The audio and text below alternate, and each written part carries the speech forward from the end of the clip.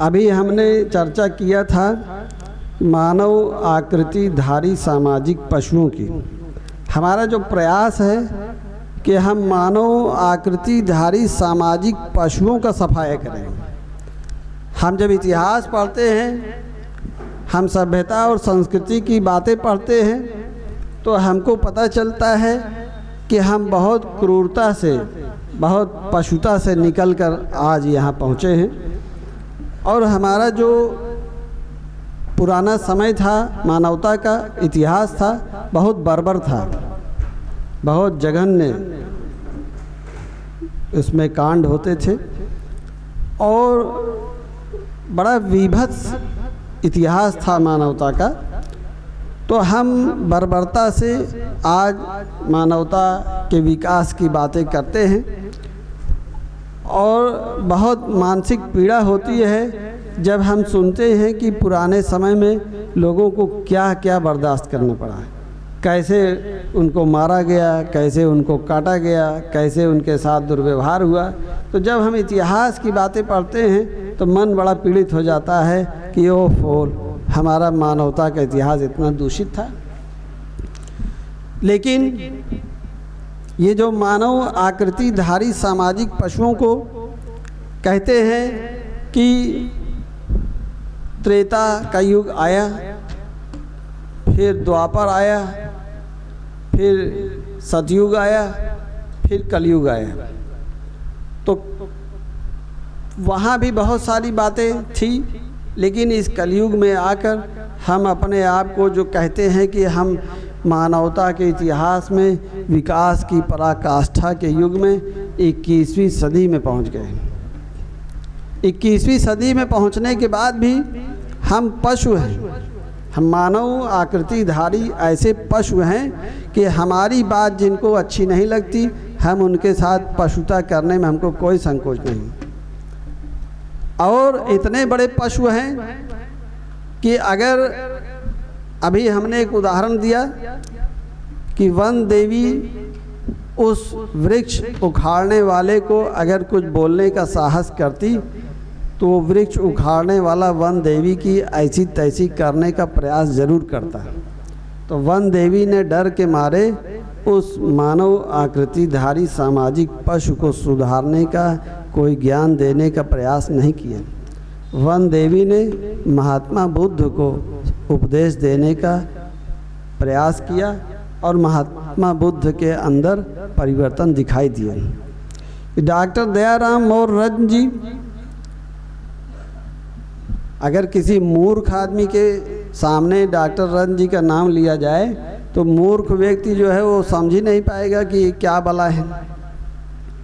लेकिन अगर किसी पढ़े लिखे समझदार व्यक्ति के सामने इनका नाम लिया जाए तो विनम्रता से नतमस्तक हो जाएगी। इनका जो व्यक्तिगत जीवन उपलब्धियों से भरा हुआ है, मैं तो कभी कभी सोचता हूँ, कहता भी हूँ डॉक्टर रन जी से कि आपसे मेरा दुर्भाग्य है कि मैं बहुत दिन बाद मिला, और जब मिला तो मैं इनको अपने बड़े भाई के समान, अपने पिता के समान, अपने संरक्षक के समान, अपने गुरु के समान समझता हूँ।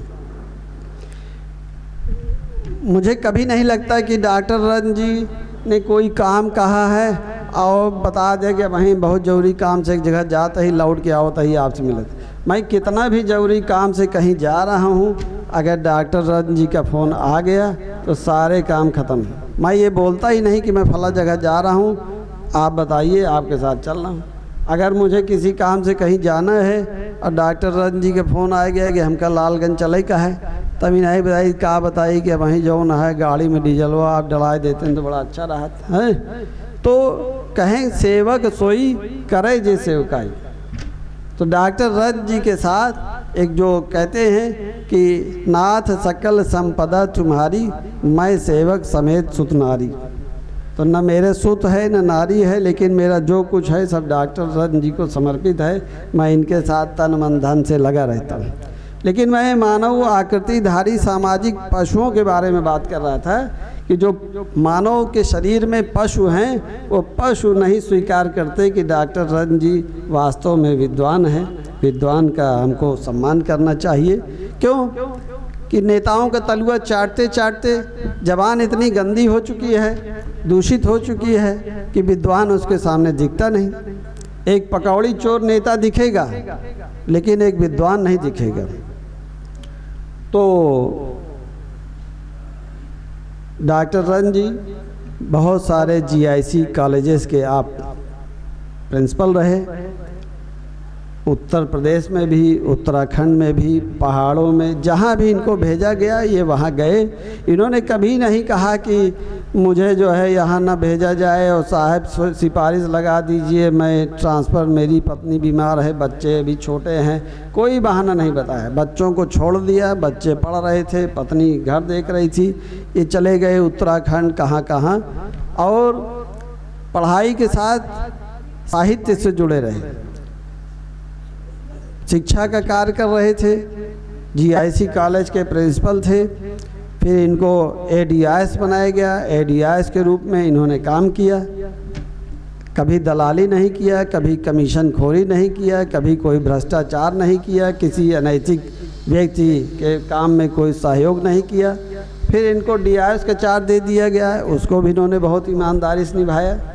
फिर इनको बाल न्यायाधीश बना दिया गया, ये 5 साल बाल न्यायाधीश रहे, वहाँ भी इन्होंने कोई फालतू काम नहीं किया। लेकिन मैं देखता हूँ कि साहित्य के क्षेत्र में कहते हैं कि साहित्यकार समाज का सबसे संवेदनशील व्यक्ति होता है, लेकिन मैं देखता हूँ कि समाज में बहुत सारे साहित्यकार ऐसे हैं कि उनकी शक्ल देखना भी, उनसे 2 शब्द बातें करना भी बड़ा अफसोसजनक लगता है। और वो डॉक्टर रथ जी के बारे में उनके विचार जो है वो आदरणीय नहीं है। वो नेताओं का तलुआ चाटते चाटते, अधिकारियों का तलुआ चाटते चाटते उनकी ज़बान इतनी गंदी हो गई है, और जैसे कहते हैं घ्राण शक्ति, सूंघने की शक्ति इतनी दूषित हो गई है कि उनको न साहित्य दिखता है, न शिक्षा का स्तर दिखता है। उनका वही काम है। हो सकता है किसी नेता का तलुआ चाटते चाटते कोई कौरा खाने को मिल जाए, टुकड़ा मिल जाए, और उसी में मगन है। तो एक साहित्यकार, तथा कथित साहित्यकार कहना मैं ज़्यादा उचित समझूंगा, एक साहित्यकार जो तथा कथित थे, उन्होंने डॉक्टर रन जी की शान में एक दिन गुस्ताखी किया, तो मुझसे बर्दाश्त नहीं हुआ। मैंने कहा कि तुमने पहली और आखिरी गलती अपने जीवन में किया है, और आज के बाद जब तक जीवित रहना ये दुस्साहस दोबारा मत दिखाना।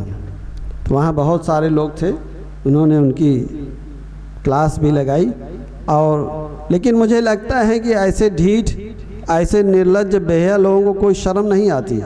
क्यों? जैसे कहते हैं स्ट्रीट डॉग, सड़क पर आप चलिए तो स्ट्रीट डॉग मिलते हैं, आप जितनी बार उनको डांटिए उतनी बार वो और कटाहा हो जाते हैं और खूंखार हो जाते हैं। तो स्ट्रीट डॉग से बचने का सिर्फ एक तरीका है कि आप 2 व्हीलर से न जाएं, साइकिल से या पैदल न जाएं, 4 व्हीलर गाड़ी में बंद करके शीशा एसी चला के जाएं कि वो आपके पैर में काटने का दुस्साहस न कर सके। तो मुझे बड़ा अफसोस होता है। और एक साहित्यकार और थे, मैं उनका नाम नहीं लूँगा, वो एक दिन यहीं हमारे साथ बैठे थे और डॉक्टर रन जी का फ़ोटो यहाँ लगा है, तो उन्होंने फ़ोटो देखा और डॉक्टर रन जी की बड़ी आलोचना शुरू कर दी। तो मैं कुछ देर सुनता रहा, तो उनको लगा कि मैं भी ब्राह्मण हूँ, ये भी ब्राह्मण हैं, और ब्राह्मणवाद में डॉक्टर दयाराम मोर्रन जी की आलोचना में हमारा इनका बहनापा हो जाएगा। तो मैं तो समझता हूँ कि ब्राह्मण का मतलब है विद्वान। जो व्यक्ति विद्वान है वो व्यक्ति ब्राह्मण है। ब्राह्मण कुल में जन्म लेने के बाद भी अगर विद्वान नहीं है, पकौड़ी चोर है, तो उसको कैसे ब्राह्मण कह सकते हैं? तो डॉक्टर दयाराम मोर्रन जी से बड़ा विद्वान ढूंढा जाएगा तो हो सकता है कोई 2-4 और मिल जाए। तो उन एक जो विद्वान व्यक्ति है उसका सम्मान विद्वान ही कर सकता है। जो व्यक्ति स्वयं विद्वान है या विद्वता की राह में है, वही उसका सम्मान कर सकता है। तो ब्राह्मण थे, मुझे ब्राह्मण समझकर यहाँ 2 ही लोग थे हमारे कैंपस में बात कर रहे थे। तो डॉक्टर रंज जी के संबंध में उन्होंने कुछ अशोभनीय बातें कही, तो मैंने उनसे कहा कि उठो, खड़े हो जाओ। तो खड़े हो गए। तो हमने कहा कि अब दोबारा जब तक इस संसार में जीवित रहना, कभी इस कैंपस में ना आना और ना मुझे कभी फ़ोन करना, ना मुझसे कभी बात करना। और तो बहुत निवेदन करने लगे कि मैं आपसे माफ़ी मांग रहा हूँ, मैं आपसे बात करना चाहता हूँ। हमने कहा ना, first impression is the last. तो उनको हमने भगा दिया। अब होंगे ब्राह्मण हमारे लिए कि हमारे ब्राह्मण साथी यहाँ हैं, हमका नहीं मानता है, लेकिन मैं उनसे मिलता भी हूँ, कोई अभिवादन नहीं करता हूँ, ना वो मुझसे अभिवादन करते हैं। तो ये क्या है कि मानव आकृतिधारी सामाजिक पशु हैं। इन पशुओं को बदलना संभव नहीं है। Thank you.